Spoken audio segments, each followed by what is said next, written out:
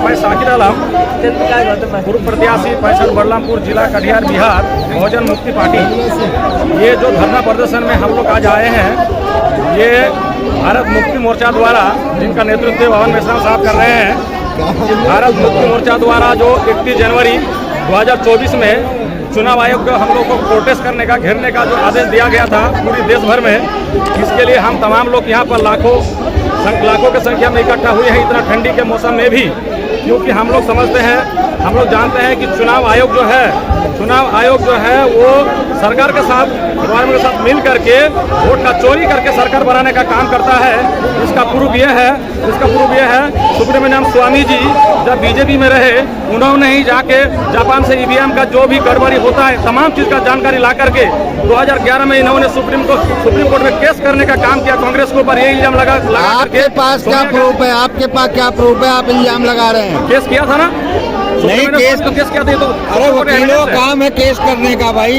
Supreme court का evidence है। आपके पास क्या एविडेंस है? मैं आपको बता रहा हूँ ना, मैं आपको बता रहा हूँ, जब सुप्रीम कोर्ट में बीजेपी वाले ने केस किया था, आज बीजेपी का सत्ता आया है, तो हम लोग जब ईवीएम के खिलाफ इतना प्रोटेस्ट हो रहा है तो बीजेपी वाले क्यों नहीं हटा रहे? इसका मतलब यह है कि ईवीएम में घोटाला होता है। उन्होंने नहीं होने से इतना बड़ा सुब्रमण्यम स्वामी, इतना बड़ा एक एडवोकेट है, उनका जैसा आदमी पूरा प्रूफ ला करके ईवीएम के खिलाफ जो केस किया था सोनिया गांधी के ऊपर, आज उनका सत्ता है, अब वो ईवीएम के खिलाफ चुप बैठा हुआ है। हम लोग जो सरकार चल रही है ईवीएम से 2004 से ईवीएम में घोटाला होकर सरकार बनाया जा रहा है। इस सरकार को हम लोग ईवीएम द्वारा बनाया हुआ नाजायज सरकार मानते हैं। इसी कारण आज देश के अंदर जितना भी बहुजन समाज के ऊपर अत्याचार हो रहा है, मैं समझता हूँ बहुजन का हमदर्दी नहीं है सरकार, बहुजन का दर्द को नहीं समझ रहा सरकार। इसलिए क्योंकि बहुजन का वोट की जरूरत नहीं है, ईवीएम से चोरी करके उसको आदत लगी है जीतने के लिए। इसलिए हम तमाम लोगों का ये मांग है ईवीएम हटाया जाए और बैलेट पेपर से चुनाव हो, दूध का दूध पानी का पानी हो जाए। अरे बहुजन समाज तो कल भी मोदी जी का नहीं था, आज भी नहीं हो, कभी भी नहीं होगा मोदी जी का। तो मोदी जी आपकी परवाह क्यों करें? उनकी सरकार बनती रहेगी ऐसी। हाँ तो बनती रहेगी तो हम अपने लोगों को जगाने का कोशिश कर रहे हैं भाई। सुप्रीम कोर्ट ने कह दिया ईवीएम राइट है, राष्ट्रपति जी ने साइन कर दिया 2024 चुनाव से पहले नहीं हटेगा, तो आप लोग क्यों हटाना होगा? राष्ट्रपति हम लोग जनता से बड़ा नहीं होता है, जनता सबसे बड़ा होता है। हम लोगों ने मिलकर जनता राष्ट्रपति को बनाया है। हम अरे भाई कांग्रेस कहाँ जो विपक्ष में बैठी हुई है, ये बहुजन समाज को कांग्रेस क्यों उसका खिलाफ करेगा? कांग्रेस तो खुद चोर है। पहले कांग्रेस ने चोरी करके दो टर्म जीता है, फिर बीजेपी जीत रही है, वो लोग दोनों मिला हुआ है। आज देखिए मिजोरम में दोनों का साठगांठ में सरकार चल रही है।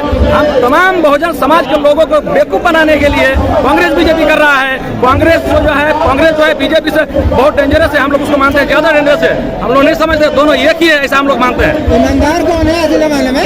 ईमानदार लोग जाग रहे हैं। आज पवन मेश्राम साहब के नेतृत्व में हम लोग आज यहाँ दौड़ रहे हैं। 46 साल से मेश्राम साहब जो कांशीराम जी का जो नेतृत्व को आगे बढ़ा रहा है, मायावती ने डुबा दिया उसको, जो नेतृत्व को, उसका मेहनत को बर्बाद कर दिया मायावती जी ने। आज मेश्राम साहब 46 साल से इसको गड़बड़ को चला रहे हैं। हम तमाम लोग जो हम लोग चाहते हैं कि देश के अंदर एक लोकतांत्रिक देश हो, जो आज लोकतांत्रिक देश के अंदर संविधान लागू ठीक तरीके से नहीं हो पा रहा है, संवैधानिक तरीके से देश नहीं चल पा रहा है। संविधान अरे कहाँ से संविधान चलेगा? 133 बहुजन समाज के लोग पार्लियामेंट के अंदर बैठे हुए चुप्पी साधे हुए, उन गद्दारों को क्या कहेंगे? सब दलाल और भड़वे हैं। जो 133 जो हम लोगों ने चुन के भेजे हैं गलती से, अब बहुजन समाज के लोग उसको नहीं भेजेगा। ईवीएम द्वारा चुन के आया है, बहुजन समाज जाग गया है। हम लोग उनको लोग पार्लियामेंट का मेंबर नहीं मानते हैं, हम दलाल और भड़वे मानते हैं उसको। बिहार में तो खेला हो गया जो ये खेला नीतीश कुमार जी जानता है। ईवीएम जब तक है तब तक एनडीए का सरकार हटने वाला नहीं है। इस चीज को बेखूबी से जानता है, क्योंकि उनके साथ वो सहयोग रह चुके हैं। इसलिए नीतीश कुमार ने पहले ही अपना कल्टी मार लिया। ईवीएम नहीं हटने से बीजेपी का सरकार बनेगा सेंट्रल में। हर स्टेट में जो है, जो भी सरकार है वो एनडीए से बनेगा, वो ईवीएम से चुन के आएगा। इसीलिए नीतीश कुमार ने देखते हुए पलटी मार लिया है। पलटू चाचा से उसका आदत पड़ गया है, उसका आदत पड़ गया है। ठीक नहीं, एक बार और ऊपर से मार सकते आ जाओ आ जाओ आ जाओ यार, भाई साहब पे लगाओ, भाई साहब पे लगाओ। क्या कहना चाहोगे? को खत्म करता हूँ। जय भीम, जय मूल्यवासी साथियों। अरे मोदी जी तो राशन दे रहे हैं 80 करोड़ लोगों को, क्यों ये धरना प्रदर्शन कर रहे हो आप? गरीबों का हक मार रहे हो, सिलेंडर फ्री दे रहे हैं। बहुत बहुत धन्यवाद, आभार। साथियों, अभी हमारे कुछ साथी कह रहे थे कि दक्षिण भारत में ईवीएम हैक नहीं हो रहा है, वहाँ क्यों पार्टियां जीत जा रही हैं ईवीएम से चोरी, वहाँ क्यों नहीं होती, उत्तरी भारत में हो रही है। अरे तुम्हारे पास कोई सबूत है हैक हो रही है? हम उन लोगों से कहना चाहते हैं कि अगर ईवीएम हैक नहीं होती तो फिर मोदी जी क्यों बैलेट पेपर से चुनाव क्यों नहीं करवा रहे हैं भाई? बैलेट में खर्चा जानते हो कितना होता है? कम लगता है। बैलेट में का खर्चा कितना होता है पता है आपको? कितने लोग गिनती में लगता है, कितना कागज लगता है, कितने पेड़ कटते हैं, पेड़ की कटाई कितनी होती है आपको पता है? अच्छा साहब, अधिकार खत्म हो जा रहा है ईवीएम से, गरीब जनता का अधिकार खत्म हो जा रहा है। मोदी ने अरे अधिकार है जब भी तो धरना प्रदर्शन कर रहे हो यार। बीजेपी का अधिकार नहीं होता तो यहाँ चिल्ला लेते तो। कांग्रेस बीजेपी के जो थोड़ी देर पे मोदी जी बैठे हुए थे। खुल गया है। अब सारे देश के मूल निवासी कांग्रेस बीजेपी का जो गुप्त समझौता है वो समझ चुके हैं और वो जन आंदोलन के लिए आतुर हो गए हैं। अब वो कोई रोक नहीं सकता। दुनिया में सबसे बड़ी अदालत साथियों जनता अदालत होती है। साथियों, मैं एक बात बताना चाहता हूँ आप लोगों के बीच में कि 2 अक्टूबर 2014 को मोदी जी ने जब समाज बच्चों के बीच में जाकर कर रहे थे विद्यार्थियों के बीच में, उसमें से एक विद्यार्थी खड़ा होकर कहा सर मैं भी प्रधानमंत्री बनना चाहता हूँ। तो मोदी जी ने कहा, मैंने अपने आँख से देखा टीवी चैनल पे, तो उन्होंने कहा बनना चाहते हो तो 2024 के बाद बनने के लिए सोच रहा है। इसका मतलब क्या 19 चुनाव नहीं होगा, 24 चुनाव नहीं होगा।